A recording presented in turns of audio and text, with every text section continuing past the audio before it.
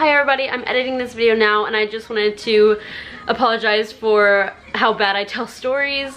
I hope you somehow understand what happened, and I wanted to also mention that I do have permission from Nathan's family to make this video of their home. Please make sure you check my description. I have links to foundations you can donate to that are legit and reputable. It would mean a lot to everybody in Texas if you could help out any. Thank you, have a great day. Hi you guys, today is Thursday, August 31st, and recently all of Southeast Texas got hit with Hurricane Harvey. This hurricane in particular was a Category 4, which is really bad if you know hurricanes. I decided to make this video showing you the damage afterwards, like the aftermath of the hurricane, so you can get a better understanding of how catastrophic it was. Also, I wanted to share my story about my experience in this hurricane. I didn't vlog during the hurricane itself because I felt like it was too sensitive, and also it was too chaotic and hectic to even think about where my vlog camera was. This is all taking place in Friendswood, Texas. So my story is that on Saturday night, the night of the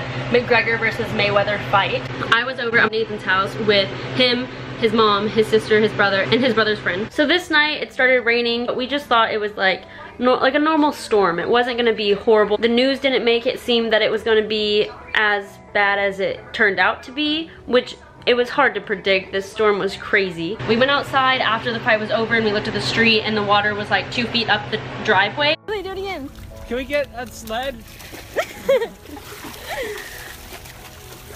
But it was just like the street was covered. And so I ended up having to stay the night at Nathan's house because of the rain, because the street was flooded and it was raining too hard and we didn't want to drive. So I ended up staying the night here. And in the morning when I had woken up, they told me that the house was flooded. So I come downstairs and there's about 3 inches of water all across their first story floor. So we open the front door. When we open the front door, it's just water as far as you can see. So for the next hour, 2 hours, we decided to take everything from the downstairs, upstairs, everything that was low and everything that shouldn't have been harmed by water that we needed to keep safe. We brought it upstairs and everything was everywhere. Then we decided that each of us needed to get a trash bag and put what we needed in it for the next few days, because they were rescuing people on the street because the water was halfway up people's houses on the street. So there were boats going around, volunteers, like anyone that had a boat was saving people in the Houston area, which is super great. So we packed a bag of all the stuff we needed, carried it with us, and then a boat came to our front door and me, Nathan, his mom, and his sister got in the boat, and his dog.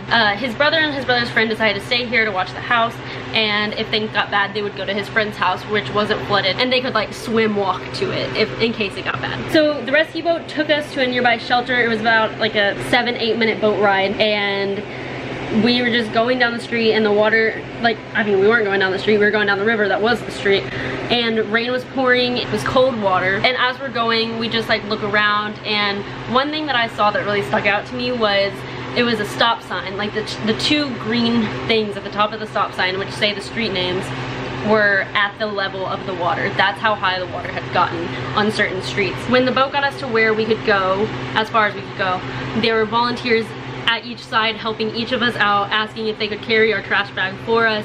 They were assisting us like getting out of the water because we had to wade in it to get out.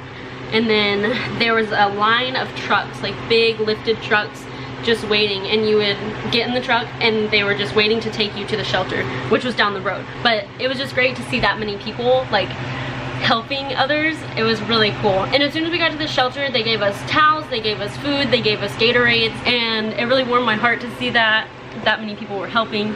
Then from there, my aunt happened to live right by the school that was acting as the shelter, and she came and picked me up, so I stayed with her, and then Nathan and his family got picked up by their family friend and went and stayed at her house for the next few days. So yes, we got rescued Sunday, and we each came home yesterday on Wednesday. Like, the streets were so flooded we couldn't even get home. I was separated from my immediate family, and Nathan and his family couldn't even be in his house, and really, really bad and really sad. I'm thankful my aunt and uncle were there though, because they got to take me in, and I was in a house that wasn't flooded. It was really nice to be there. Today is Thursday, and Logan and I and a bunch of Nathan's family friends came over to their house. We had to tear out the insulation, the baseboards, the sheetrock, everything for the first however many feet in their house. I think the final number of how high the water like had actually gotten in the house was 2 feet. It was about 8 inches when we left the house. So today we've been cleaning out everything, throwing away ruined things, cleaning out the entire house, and everybody on their street is doing the exact same thing because this street was completely covered in water. It was really devastating. So this is the living room.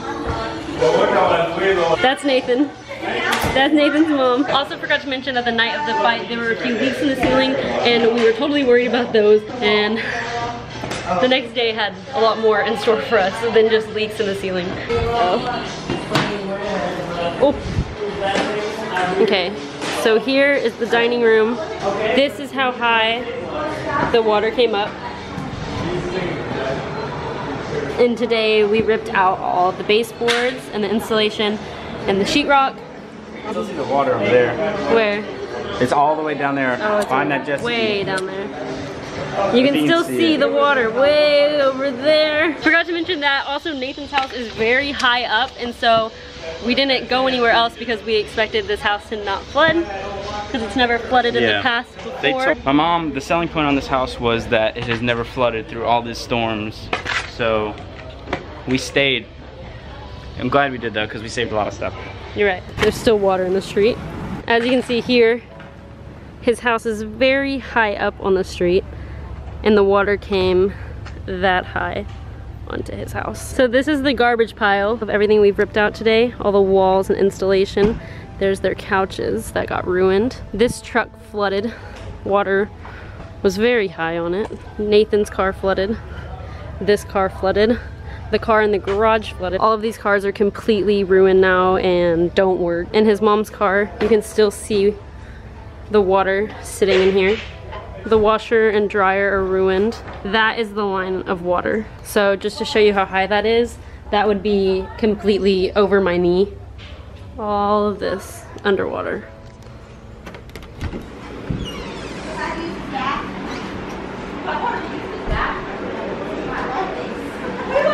This is their kitchen. Dishwasher doesn't work. Fridge broke.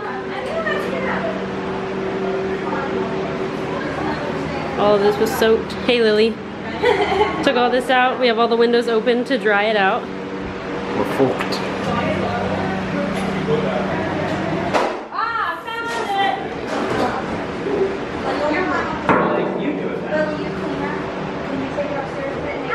This is his mom's bedroom. You can see all of this. This was, where the line is how high the water had gotten in the room. Like the nightstand was underwater. All of this. This is the bathroom. Had to get all of this out. The pool, I don't know if you can tell, it's completely brown. All this is flood water. Okay, once you take off the baseboard, everything. Yeah. They're all individual. Hey Dixie. What up, house? Go, house.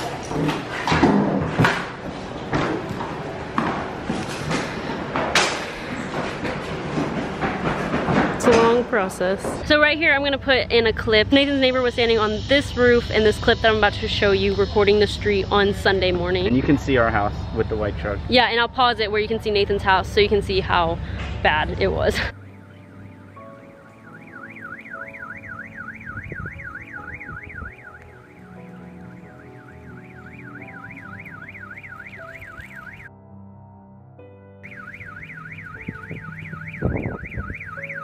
This was the stop sign that I told y'all about, that all you could see was the top. So this was completely underwater, which imagine the water being all the way up here, that was completely underwater. All these houses, completely underwater. So in this house, you can see the line of where the water was. So that's so high. Your car would be submerged. Luckily, the night that I came over to Nathan's house, he had picked me up, so my car wasn't here. So my car was parked at home and it was safe.